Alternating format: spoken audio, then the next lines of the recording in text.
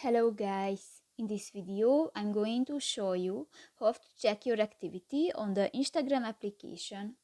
But first of all, I just want to mention, please don't forget to subscribe to our channel, because at 100,000 subscribers we are going to show you our YouTube revenue statistics and growth strategy how to make money online. So let's jump into it. First of all, open the application on your device.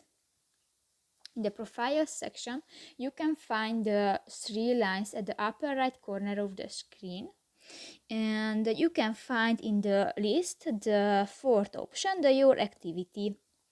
And here you can find your activity, for example, the interactions, contents, and how you use the Instagram.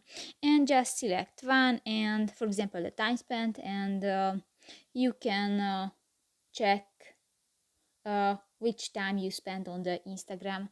So that's pretty much it for this video, guys. See you in the next one. Bye bye.